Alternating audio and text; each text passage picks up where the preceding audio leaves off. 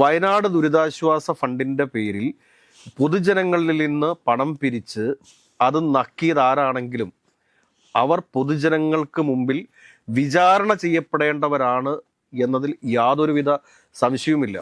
ഞങ്ങൾ ഇത്ര ഭൂമി മേടിച്ചിട്ടുണ്ട്, ആ ഭൂമിക്ക് ഇത്ര പൈസ ചിലവായിട്ടുണ്ട്, ഇനി വീട് വെക്കാൻ വേണ്ടിയിട്ട് കറക്റ്റായിട്ട് ഒരു വീടിന് ഇത്ര പൈസ എന്നൊക്കെ കണക്കുണ്ട്. അപ്പോൾ വീട് വെക്കാൻ വേണ്ടിയിട്ട് ഇത്ര വീടാണ് വെക്കുന്നത്, ഇത്ര വീടിന് വേണ്ടി ഞങ്ങൾ ഇത്ര പൈസയും കൂടി ആവശ്യമുണ്ട്, അല്ലെങ്കിൽ ഇത്ര പണം കൂടി ഞങ്ങളുടെ കയ്യിലുണ്ട്.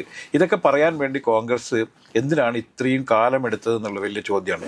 വി.ഡി. സതീശൻ പറയുന്നത് ഒരു കാര്യം, ഒരേ വിഷയത്തിൽ തന്നെ കോൺഗ്രസിൻ്റെ നേതാക്കന്മാരെല്ലാം വളരെ വ്യത്യസ്തമായ നിലപാടും അവരുടെ പ്രതികരണവും വ്യത്യസ്തമാണ് എന്നുള്ളതാണ് ഇതിൽ ദുരൂഹത വർദ്ധിപ്പിക്കുന്നത്. CPM-നും അതുപോലെ തന്നെ ഈ LDF-നും UDF-നെതിരെ വലിയ ആരോപണങ്ങൾ ഉന്നയിക്കാൻ ഒരു വഴിമരുന്ന് ഇട്ടുകൊടുത്തു എന്നുള്ളതാണ് ഈ ചൂരൽമല പുനരധിവാസവുമായി ബന്ധപ്പെട്ട് കോൺഗ്രസ് ഉണ്ടാക്കിയത്. ഇപ്പോൾ രാഹുൽ ഗാന്ധിയുടെ മണ്ഡലമായിരുന്നു വയനാട്, ഇപ്പോൾ അത് പ്രിയങ്ക ഗാന്ധിയുടെ മണ്ഡലമാണ്. അപ്പോൾ പ്രിയങ്ക ഗാന്ധിക്കും യഥാർത്ഥത്തിൽ ഇതിൽ വലിയ ഉത്തരവാദിത്തം ഉണ്ടായിരുന്നു. രാജേഷ് നമസ്കാരം. നമസ്കാരം രാജേഷ്, ഈ കോൺഗ്രസ് കുറേ ദിവസങ്ങൾക്ക് ശേഷം പിരിച്ചെടുത്ത പൈസയുടെ കണക്ക് പുറത്തുവിട്ടിട്ടുണ്ട്. പക്ഷേ നമ്മൾക്ക് ഒടുവിൽ അറിയാൻ വേണ്ടി സാധിച്ചിരിക്കുന്ന പല സ്ഥലങ്ങളിൽ നിന്നും കോൺഗ്രസിന് ലഭിച്ചിരിക്കുന്ന ഫണ്ട് വെച്ച് നോക്കുമ്പോഴത്തേക്ക് ഇന്ന് സണ്ണി ജോസഫ് പറഞ്ഞിരിക്കുന്ന കണക്ക് പൂർണ്ണമായിട്ടും തെറ്റാണ്. ആദ്യമേ തന്നെ നമുക്ക് പറയാൻ വേണ്ടിയിട്ട് സാധിക്കും, ഒരു 25,000 50,000 ഒക്കെ കൊടുത്തു കഴിഞ്ഞാൽ മൊബൈൽ ആപ്ലിക്കേഷൻ ഡെവലപ്പ് ചെയ്യാൻ വേണ്ടി സാധിക്കും എന്നുള്ള കാര്യം ഇവിടുത്തെ ഒരു കൊച്ചു കുഞ്ഞിന് പോലും അറിയാൻ പറ്റുന്ന ഒരു കാര്യമാണ്. ഈ ആപ്പ് നിർമ്മിക്കാൻ വേണ്ടിയിട്ട് 9,30,000 രൂപ ചെലവാക്കപ്പെട്ടു എന്ന രീതിയിലാണ് സണ്ണി ജോസഫ് ഇന്ന് കണക്ക് പറഞ്ഞിരിക്കുന്നത്.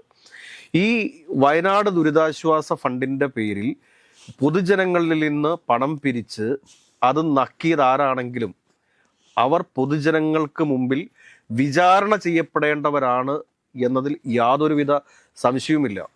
കോൺഗ്രസ് നേതൃത്വം ഓരോ ദിവസവും ഈ ഫണ്ട് മുക്കിയ അല്ലെങ്കിൽ നക്കിയവന്മാരെ സംരക്ഷിക്കാൻ വേണ്ടി ശ്രമിച്ചു കഴിഞ്ഞാൽ ഓരോ ദിവസവും പൊതുസമൂഹത്തിന് മുമ്പിൽ ഇവർ കൂടുതൽ നാറുന്ന കാഴ്ചയല്ലേ നമുക്ക് കാണേണ്ടി വരിക. എൻ്റെ ഒരു സംശയം, ഈ ഫണ്ട് പിരിച്ചത് ഇന്നലെ മിനിഞ്ഞാന്നല്ലല്ലോ. ഈ ചൂരൽമലയിലും ഒക്കെ ദുരന്തം ഉണ്ടായതിന് ശേഷം അവർ കുറേ വീടുകൾ വെച്ചു കൊടുക്കുമെന്ന് പ്രഖ്യാപിക്കുന്നു, അതിന് ഫണ്ട് ശേഖരിക്കുന്നതിന് വേണ്ടിയിട്ടുള്ള ആപ്പ് ഉണ്ടാക്കുന്നു. അങ്ങനെ പബ്ലിക്കിനിടയ്ക്ക് നിന്ന് പിരിച്ചെടുത്ത പൈസയാണിത്. ഒരു ദുരിതാശ്വാസ പ്രവർത്തനത്തിന് വേണ്ടിയിട്ട് പല ആളുകളും പൈസ കൊടുക്കും. അത് കോൺഗ്രസ്സുകാരാവണമെന്നില്ല, പല ആളുകളും പൈസ കൊടുത്തിട്ടുണ്ട്. അങ്ങനെയാണ് ഈ സംഭാവനകൾ വന്നിരിക്കുന്നത്. അപ്പോൾ സ്വാഭാവികമായിട്ടും അത് വളരെ പബ്ലിക് ഡൊമൈനിൽ വെക്കേണ്ടതാണ്. ഇത്ര പൈസ പിരിച്ചു കിട്ടിയിട്ടുണ്ട്, ഞങ്ങൾ ഇത്ര ഭൂമി മേടിച്ചിട്ടുണ്ട്, ആ ഭൂമിക്ക് ഇത്ര പൈസ ചിലവായിട്ടുണ്ട്, ഇനി വീട് വെക്കാൻ വേണ്ടിയിട്ട് കറക്റ്റായിട്ട് ഒരു വീടിന് ഇത്ര പൈസ എന്നൊക്കെ കണക്കുണ്ട്. അപ്പോൾ വീട് വെക്കാൻ വേണ്ടിയിട്ട് ഇത്ര വീടാണ് വെക്കുന്നത്, ഇത്ര വീടിന് വേണ്ടി ഞങ്ങൾ ഇത്ര പൈസയും കൂടി ആവശ്യമുണ്ട്, അല്ലെങ്കിൽ ഇത്ര പണം കൂടി ഞങ്ങളുടെ കയ്യിലുണ്ട്. ഇതൊക്കെ പറയാൻ വേണ്ടി കോൺഗ്രസ് എന്തിനാണ് ഇത്രയും കാലം എടുത്തത് എന്നുള്ള വലിയ ചോദ്യമാണ്. നിരന്തരമായി പ്രതിപക്ഷ കക്ഷികൾ ഈ കോൺഗ്രസ് വയനാട് പുനരധിവാസവുമായി ബന്ധപ്പെട്ട് എത്ര പൈസ പിരിച്ചെടുത്തു, എന്താണ് അതിൻ്റെ ഒരു കണക്ക് പറയാത്തതെന്ന് ചോദിച്ചപ്പോൾ അത് പറഞ്ഞത് വി.ഡി. സതീശൻ പറയുന്നു, അവിടെ നിർമ്മാണ പ്രവർത്തനങ്ങൾ ആരംഭിച്ചിട്ടുണ്ട്, ഉടൻ തന്നെ പണി പൂർത്തിയാവും, അത് പൂർത്തിയായതിനു ശേഷം ഞങ്ങൾ എത്ര പൈസ പിരിച്ചു, എത്ര പൈസ ചിലവായി എന്നുള്ളതിൻ്റെ കൃത്യമായ കണക്ക് ഞങ്ങൾ ജനങ്ങൾക്ക് മുന്നിൽ വെക്കും എന്ന് പറഞ്ഞു. പക്ഷെ ഇപ്പം ഗത്യന്തരമില്ലാതെയാണ് KPCC അധ്യക്ഷൻ സണ്ണി ജോസഫ് ഒരു കണക്ക് കൊണ്ടുവന്നത്. അതിൽ കണക്ക് പ്രകാരമാണെങ്കിൽ 5,33,63,000 രൂപയാണ് പിരിച്ചു കിട്ടിയത് എന്നാണ് അദ്ദേഹം പറയുന്നത്. ഈ പൈസ ഉപയോഗിച്ച് ഞങ്ങൾ ഭൂമി മേടിച്ചു എന്നാണ്, ഭൂമി മേടിക്കാൻ പോലും തികയുമായിരുന്നില്ല എന്നാണ് AICC ജനറൽ സെക്രട്ടറിയും മലയാളിയുമായ KC വേണുഗോപാൽ നടത്തിയൊരു വെളിപ്പെടുത്തൽ. അപ്പം വി.ഡി. സതീശൻ പറയുന്നത് ഒരു കാര്യം, ഒരേ വിഷയത്തിൽ തന്നെ കോൺഗ്രസിൻ്റെ നേതാക്കന്മാരെല്ലാം വളരെ വ്യത്യസ്തമായ നിലപാടും അവരുടെ പ്രതികരണവും വ്യത്യസ്തമാണ് എന്നുള്ളതാണ് ഇതിൽ ദുരൂഹത വർദ്ധിപ്പിക്കുന്നത്.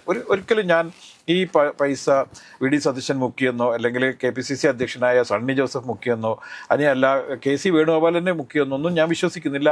അത്തരത്തിൽ ഒരു ആരോപണം ഉന്നയിക്കാൻ തയ്യാറല്ല. പക്ഷെ എന്തുകൊണ്ടാണ് ഇത്രയേറെ വിവാദങ്ങൾ ഉണ്ടായിട്ടും ഇത്രയേറെ ആരോപണങ്ങൾ നേരിട്ടിട്ടും ഇവർ ഈ ഫണ്ടുമായി ബന്ധപ്പെട്ടുള്ള ഒരു കണക്ക് പറയാൻ വേണ്ടി ഇത്രയും ഡിലേ ആയത് എന്നുള്ളതാണ്. ഇപ്പം KPCC അധ്യക്ഷൻ ഇന്ന് ആകെ വെള്ളക്കടലാസിൽ കുനകുന എഴുതിയിട്ടൊരു സാധനമാണ്, ആകെ ഒരു രേഖയായിട്ട് പ്രിന്റ് പോലും എടുത്തിട്ട് പറയാൻ പറ്റാത്ത രീതിയിൽ കോൺഗ്രസിൽ എന്താണ് ഇത് സംഭവിച്ചത്. പ്രത്യേകിച്ചിട്ടും ഒരു വലിയ ദുരന്തം നടന്നു. നമുക്കറിയാം കേരളത്തെ വല്ലാത്ത, ഇന്ത്യയെ തന്നെ ഭീകരമായി ഞെട്ടിപ്പിച്ചൊരു സംഭവമായിരുന്നല്ലോ ചൂരൽമലയിൽ ഉണ്ടായ ഉരുൾപൊട്ടലും.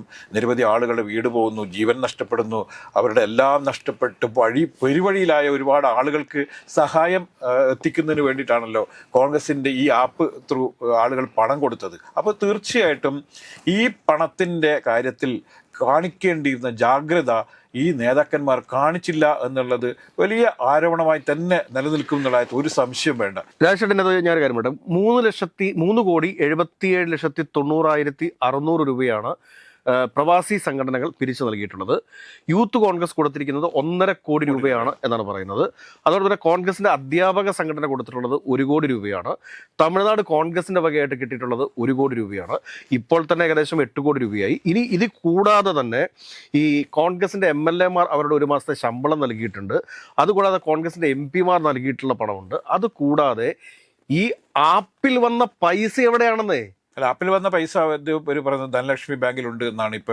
അപ്പൊ ഇതൊരു കണക്ക് പുറത്തു വിടുന്ന സമയത്ത് ആപ്പിൽ വന്ന പൈസ കൂടെ പറയേണ്ടതല്ലേ? അല്ല, അത് അവിടെയാണ് ഞാൻ പറയുന്നത്. ഇവർ ഒരു വെള്ളക്കടലാസിൽ സണ്ണി ജോസഫിന്റെ കൈപ്പടയിൽ എഴുതിയ ഒരു കണക്കല്ല ജനങ്ങളുടെ മുന്നിൽ കൊടുക്കേണ്ടത് എന്നുള്ളതാണ്. അപ്പോൾ തീർച്ചയായും അതിന്റെ രേഖകൾ കൊടുക്കണം.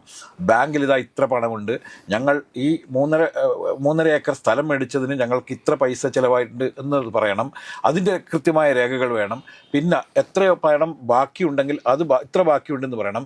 ഇനിയല്ല ബാക്കിയില്ലെങ്കിൽ പോലും അവർ നിർമ്മിക്കാൻ ഉദ്ദേശിക്കുന്ന വീടുകൾക്ക് എത്ര പൈസ ചിലവാകണം, അല്ലെങ്കിൽ അതിൻ്റെ എസ്റ്റിമേറ്റ് എത്രയാണെന്ന് പറയണം. ബാക്കി ഇത്ര പൈസ കൂടി പിരിച്ചെടുക്കാനുണ്ട് എന്ന് പറയണം. ഈ ഭൂമി മേടിക്കാൻ മാത്രമേ പണം ഉണ്ടായിരുന്നുള്ളൂ എങ്കിൽ എന്തുകൊണ്ടാണ് പിന്നീട് ഈ പണപ്പിരിവ് ഇവർ നിർത്തിയത്? ഈ ആപ്പ് ഇപ്പോൾ എവിടെ എന്നൊക്കെയുള്ള വളരെ വ്യക്തമായ കണക്ക് പറഞ്ഞാൽ ആരും ഇവരെ ഉപദ്രവിക്കില്ലെന്നേ ഒരു സംശയം വേണ്ട. CPM-നും അതുപോലെ തന്നെ ഈ LDF-നും UDF-നെതിരെ വലിയ ആരോപണങ്ങൾ ഉന്നയിക്കാൻ ഒരു വഴിമരുന്ന് ഇട്ടുകൊടുത്തു എന്നുള്ളതാണ് ഈ ചൂരൽമല പുനരധിവാസവുമായി ബന്ധപ്പെട്ട് കോൺഗ്രസ് ഉണ്ടാക്കിയത്. കോൺഗ്രസ് പല സ്ഥലങ്ങളിലും പലതരത്തിലുള്ള വിവാദങ്ങളിലൊക്കെ പെട്ടിട്ടുണ്ട്.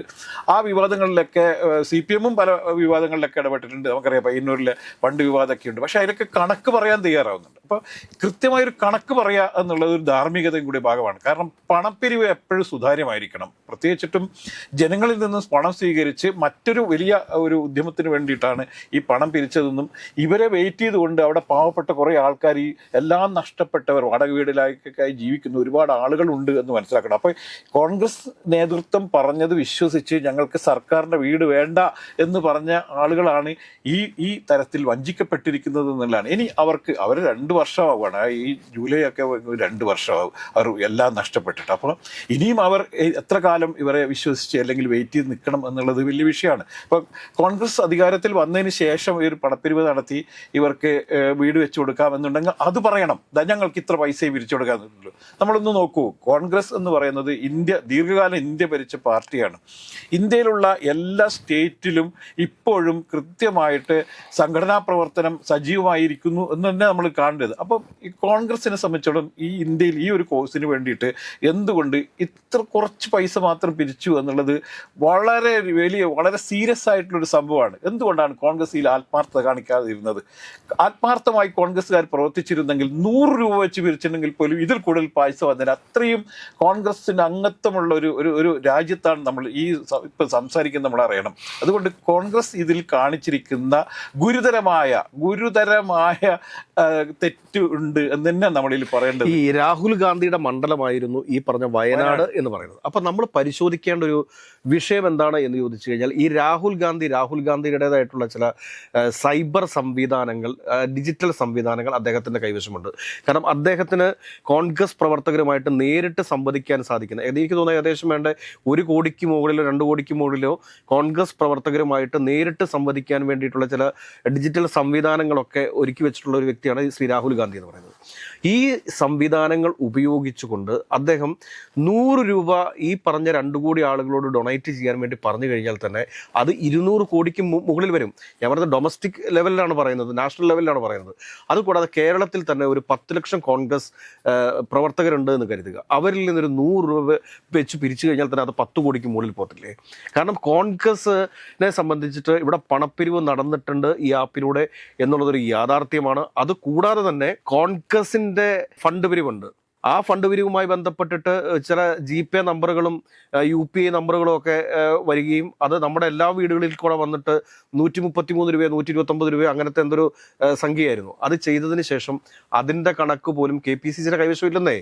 അതുമായി ബന്ധപ്പെട്ടിട്ട് KPCC യോഗത്തിൽ തന്നെ ഒരുപാട് പ്രശ്നങ്ങൾ ഉണ്ടായിട്ടുള്ളതല്ലേ. അതായത് KPCCയുടെ നേതൃത്വത്തിൽ ആരിയ്ക്കുന്നോ അവർ ചെയ്യുന്നത് എന്താണ് എന്ന് ചോദിച്ചു കഴിഞ്ഞാൽ പൊതുജനങ്ങളിൽ നിന്ന് ഫണ്ട് പിരിച്ച് അത് സ്വന്തം ആവശ്യത്തിന് വേണ്ടിയിട്ട് ഉപയോഗിക്കുന്ന രീതിയിലേക്കാണ് കാര്യങ്ങൾ പോകുന്നത്. നമുക്കിപ്പോൾ അറിയാൻ സാധിക്കുന്നത് വെച്ചാൽ പല UDF സ്ഥാനാർത്ഥികൾക്കും തങ്ങളുടെ ദൈനംദിന പ്രവർത്തനങ്ങൾ നടത്താൻ ഫണ്ടില്ലാതെ കഷ്ടപ്പെടുകയാണ്. എന്നാൽ തെലങ്കാനയിൽ നിന്നും കർണാടകയിൽ നിന്നുമൊക്കെ കോടികളുടെ പിരിവാണ് ഇപ്പോൾ ഈ സംസ്ഥാനത്തിന്, കേരള സംസ്ഥാനത്തിൻ്റെ തെരഞ്ഞെടുപ്പ് പറഞ്ഞുകൊണ്ട് നടന്നിരിക്കുന്നത്.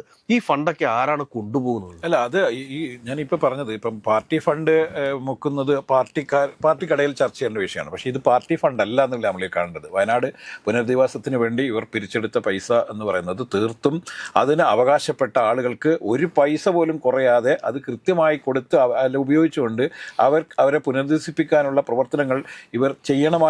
കാരണം കഴിഞ്ഞ 10 വർഷമായി കേരളത്തിൽ അധികാരത്തില്ലാത്തൊരു പാർട്ടിയാണ് കോൺഗ്രസ്. അതുകൊണ്ട് തന്നെ ഇത്തരത്തിലൊരു പദ്ധതി പ്രഖ്യാപിച്ച എന്ത് വില കൊടുത്തും ഈ പദ്ധതി സമയബന്ധിതമായി പൂർത്തിയാക്കാൻ വേണ്ടി കോൺഗ്രസ് ശ്രമിക്കണമായിരുന്നു. അതിനു വേണ്ടിയിട്ട് കോൺഗ്രസ് നേതൃത്വം ഒറ്റക്കെട്ടായി നിൽക്കണമായിരുന്നു എന്നുള്ളതാണ്. ഇപ്പം രാഹുൽ ഗാന്ധിയുടെ മണ്ഡലമായിരുന്നു വയനാട്, ഇപ്പോൾ അത് പ്രിയങ്ക ഗാന്ധിയുടെ മണ്ഡലമാണ്. അപ്പോൾ പ്രിയങ്ക ഗാന്ധിക്കും യഥാർത്ഥത്തിൽ ഇതിൽ വലിയ ഉത്തരവാദിത്തം ഉണ്ടായിരുന്നു. എന്ത് സംഭവിച്ചു എന്നുള്ളത് കൃത്യമായി ചോദിക്കാനും അത് ഓരോ ദിവസക്കണക്കിന് തന്നെ എവിടെ വരെ എത്തി, അതിൻ്റെ പ്രവർത്തനങ്ങൾ എവിടെ വരെ എത്തി എന്ന് മോണിറ്റർ ചെയ്യാനുള്ള ഒരു ചുമതല പ്രിയങ്ക ഗാന്ധിയും ഏറ്റെടുക്കണമായിരുന്നു, അല്ലെങ്കിൽ AICC നേതൃത്വം ഏറ്റെടുക്കണമായിരുന്നു. അതൊന്നും ഉണ്ടായില്ല എന്നുള്ളതാണ്. ഇപ്പോൾ ദേശീയ തലത്തിൽ തന്നെ ഇത് വലിയ ചർച്ചയാവാൻ പോവുകയാണ്. ഇപ്പം തന്നെ ചർച്ചയായി കഴിഞ്ഞു. പ്രിയങ്ക ഗാന്ധിയുടെ മണ്ഡലത്തിൽ കോൺഗ്രസ് പുനരധിവാസത്തിനായി പിരിച്ചെടുത്ത പണം കാണാനില്ല എന്നുള്ളത് പ്രിയങ്ക ഗാന്ധിയെയും അത് വലിയ രീതിയിൽ ബാധിക്കും എന്നുള്ളത് ഈ കോൺഗ്രസ്സുകാർ എന്തുകൊണ്ടാണ് അത് മനസ്സിലാക്കാത്തത്? പണമില്ലെങ്കിൽ കൃത്യമായതാ ഞങ്ങൾ പ്രഖ്യാപിച്ച പദ്ധതി പൂർത്തിയാക്കാൻ വേണ്ടി ഇപ്പോൾ കിട്ടിയ പൈസ കൊണ്ട് തീർക്കാൻ നമുക്ക് സാധിക്കില്ലെന്നും അതുകൊണ്ട് സ്ഥലം മേടിക്കാൻ മാത്രമാണ് ആ പൈസ ഉപയോഗിച്ചതെന്നും ഇത്ര പൈസ കൂടി ഞങ്ങൾക്ക് പിരിച്ചെടുക്കേണ്ടതുണ്ടെന്നും അത് ജനങ്ങൾ സഹകരിക്കണം എന്നുള്ളൊരു പ്രഖ്യാപനം പോലും നടത്താൻ വേണ്ടി കോൺഗ്രസ് നേതൃത്വം തയ്യാറായില്ല. അപ്പോൾ ഇവിടെയാണ് ചില ദുരൂഹത ഉള്ളത്. എന്ത് സംഭവിച്ചു? പണം ആവിയായി പോയില്ലല്ലോ. പണം ആവിയായി പോകാൻ സാധ്യതയില്ല. ബാങ്കിൽ വന്ന പണമാണെങ്കിൽ ബാങ്കിൽ തന്നെ കിടക്കും. അതിന് ഒരു രൂപ പോലും ഞങ്ങൾ അത് ദുരുപയോഗം ചെയ്തിട്ടില്ലെന്നും പണം സുരക്ഷിതമാണ് എന്നൊക്കെ നേരത്തെ ചില പ്രസ്താവനകളൊക്കെ നടന്നു. ഇതിൽ VD സതീശനും അതുപോലെ തന്നെ KPCC അധ്യക്ഷൻ നമ്മുടെ സണ്ണി ജോസഫ് മറുപടി പറയേണ്ടതുണ്ട്. അതുപോലെ തന്നെ KC വേണുഗോപാൽ മറുപടി പറയേണ്ടത്, കോൺഗ്രസ് നേതൃത്വം ആകെ മൊത്തത്തിൽ ഇതിന് മറുപടി പറയേണ്ടത്. കാരണം UDFിൽ തന്നെയുള്ള മറ്റൊരു ഘടകകക്ഷിയായ മുസ്ലിം ലീഗ് പ്രഖ്യാപിച്ച പദ്ധതി വളരെ കൃത്യമായി നടന്നു പോകുന്നുണ്ടെന്ന് കൂടി നമ്മൾ ആലോചിക്കണം.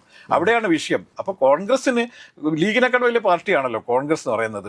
അപ്പോൾ കോൺഗ്രസ് പ്രഖ്യാപിച്ച ഈ പദ്ധതി എന്തുകൊണ്ട് ഈ പാതി വഴിയിലായി എന്നുള്ളത് ജനങ്ങൾക്ക് മുന്നിൽ തുറന്നു പറയാൻ ഇങ്ങനെയുള്ള ചില വീഴ്ചകൾ ഞങ്ങളുടെ ഭാഗത്തുനിന്ന് സംഭവിച്ചിട്ടുണ്ട് എന്ന് ഇനിയെങ്കിലും പറയേണ്ടതുണ്ട്. കാരണം തിരഞ്ഞെടുപ്പിന് ഇനി വളരെ കുറച്ച് ദിവസങ്ങൾ മാത്രമേ ഉള്ളൂ. ഈ തിരഞ്ഞെടുപ്പിന് മുന്നേ തന്നെ ആളുകളെടുത്ത് ഇത് വളരെ വ്യക്തമായി പറയാനുള്ള ബാധ്യത ശരിക്കും കോൺഗ്രസ് നേതൃത്വത്തിനുണ്ട്. അതുകൊണ്ട് കോൺഗ്രസ് ഇനിയെങ്കിലും ഈ വരും മണിക്കൂറുകളിലെങ്കിലും എന്താണ് യഥാർത്ഥം സംഭവിച്ചത് എന്നുള്ളത് എല്ലാ നേതാക്കന്മാരും ഒരുപോലെ പറയണം കേട്ടോ. ഇപ്പൊ ഈ 4 നേതാക്കന്മാർ പറയുമ്പോൾ 4 രീതിയിലാണ് പറയുന്നത്. അവിടെ തന്നെ ചില ദുരൂഹതകളുണ്ട്. അതുകൊണ്ട് എത്ര പണം പിരിച്ചു, അത് എന്തിനു വേണ്ടി ഉപയോഗിച്ചു എന്നുള്ളത് കൃത്യമായിട്ട് പ്രിന്റ് ഔട്ട് കൊണ്ടുവരണം. കൃത്യമായി പ്രിന്റ് ഔട്ട് വേണം. ബാങ്ക് സ്റ്റേറ്റ്മെന്റ് കൊണ്ടുവരണം. അല്ലാതെ KPCC പ്രസിഡന്റ് അദ്ദേഹത്തിന്റെ വീട്ടിലൊരു വെള്ളക്കടലാസിൽ എഴുതിയിട്ട് ഒരു കണക്കങ്ങ് കൊടുത്ത് മാധ്യമങ്ങളോട് അങ്ങ് പ്രചരിപ്പിച്ച് അവസാനിച്ചു എന്ന് വിചാരിക്കരുത്. അതുകൊണ്ട് ഇത് അപകടകരമാണ്. രാഷ്ട്രീയ പ്രവർത്തനം നടത്തുമ്പോൾ കുറച്ചും കൂടി സംശുദ്ധമായി നടത്താൻ വേണ്ടി ആരെങ്കിലും തയ്യാറാവണം എന്നുള്ള മാത്രമാണ് കോൺഗ്രസ് നേതൃത്വത്തോട് അഭ്യർത്ഥിക്കുന്നത്. അതല്ല എങ്കിൽ പൊതുജനം നിങ്ങളെ ശവം തൂക്കികൾ എന്ന് തന്നെ വിളിക്കും.